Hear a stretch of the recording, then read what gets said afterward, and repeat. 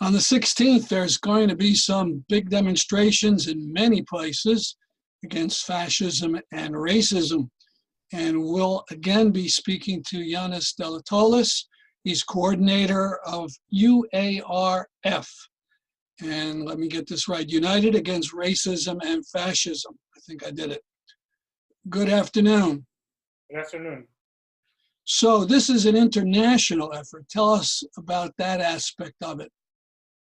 Yes, for the first time in a very long time, we will see an international mobilization against fascism. Since the election of Trump, we have seen fascists and far-right movements be emboldened not only in the United States, but also in Europe. And, they refer to Trump as well. So I think this new sort of breeding ground for the far-right racist ideas have galvanized the left internationally to try to coordinate an international response. So there will be over 22 countries participating, with actions taking place in over 44 cities. And the list is being updated every day as we approach the 16th. What are some of the countries where there'll be big anti-fascist actions? I think the biggest demonstrations will probably happen in England, in Great Britain, in Germany, in Greece. We expect large demonstrations. But, I hope that we will have a large protest in New York City as well. I think a lot of people in New York are very concerned, and we have a lot of enthusiasm for the action. They want to come on board to support the demonstration, so this is great. I think everybody understands the urgency of the situation. So where will it be? Let's get into the details. Where should people go if they want to be part of this? We are getting together at Foley Square at noon on Saturday, March 16th. Is that's sort of near City Hall down in the south of Manhattan? Yes, it's in front of the court. Mm-hmm. What's the subway stop? I believe City Hall is the closest. Okay. On the Green Line, and the JMZ stops near there too. So describe what people will see and what they'll be doing on the 16th. In New York, we will try to have speakers from all the endorsers. Hopefully, try to draw out the common, threat of the rising racism in the United States, and how that has emboldened the far right. We will try to discuss, the wall, the separation of children and parents at the border. We will try to discuss how the far right, has used this xenophobia and racism that comes down from the administration towards organizing themselves, and the thing that I think we want to draw out the most is that the left needs to organize now as well. And we're a little behind, but still not too late. We can do this. We have to counter the racism, I think, also. Not just go out when the fascists try to protest and outnumber them. This is only one aspect of what we need to do. We also need to talk directly to those racist ideas that the far right uses to organize itself. Now, besides a big gathering with speakers, there is a march. Is that right? Yes, we are going to march around the corner to make a stop at ICE to protest the deportations, the family separations, etc. And then we will try to march to Washington Square Park because we wanted to, take the march to a part of the city where there will be a lot of people.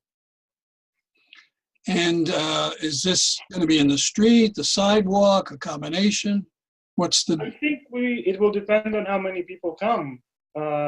We hope to take the street and march to Washington Square Park. Mhm. Yes. So who are some of the groups that are sponsoring the rally and march? Well, we have groups like Code Pink. We have the Green Party, Manhattan, International Socialist Organization, Jewish Voice for Peace. We have a group of Jewish anti-fascists called Outlive Them. Rise and Resist just sponsored the march. We have Rusa LGBT, which is a Russian LGBT organization from Brooklyn, I believe. And we have the endorsement of many other organizations. I mean, I could give you the whole list. It's a pretty big list. Then we also have the endorsement of Noam Chomsky, Professor Noam Chomsky, Dan Georgakas, who is an author of Detroit at Duma in Dying, an excellent book. And he's also an activist and a poet. He's very well known as well. And then we also have the Metropolitan Anarchist Coordinating Council, Black Lives Matter Brooklyn, anarcho-syndicalist organizations, socialist organizations, etc. How about speakers? Have any of them been announced? Not yet. We are still working on that, but soon. They'll be announced online. All right. Now, in terms of imagery, some of it's kind of familiar, swastikas being shredded and so on. But in back of you, I see one that's sort of interesting, two people holding hands. And that it seems a little different than the usual super militant, old Stalinist workers united kind of thing. Is that deliberate, or am I reading something into it? No, it's deliberate. It's because we wanted to stay away from, if I may use this term, the left-wing ghetto. I mean, it is true that a lot of the people who are in the UARF are radical socialists and anarchists and others, other activists. We wanted to have a sort of imagery that would broaden the appeal of the action to people who are not necessarily radicals, because we really need to have a very broad movement to counter this threat. And also, by extension, a big, protest on the 16th, at the same time. Now, speaking of other cities, my last question, I understand there'll be something going on in Washington, and it has something to do with Brazil being taken over by Bolsonaro. Bolsonaro is coming to DC, I think on the 18th, and there will be protests in DC. There is a group in DC called DC United Against Hate. Can you hear me? Yeah, DC United Against Hate. And they're planning some actions there. Also, we will try to have an action in New York in the days after the 16th to address the Bolsonaro visit. All right, well, I'm sorry, I cut you off. There will also be an action in Gainesville, Florida. There is a group of anti-fascists that have been battling the KKK and the local fascists there for a few years. And they have also come on board on March 16th. Well, thanks very much for keeping us up to date on the New York City action on March 16th. Thank you for having me.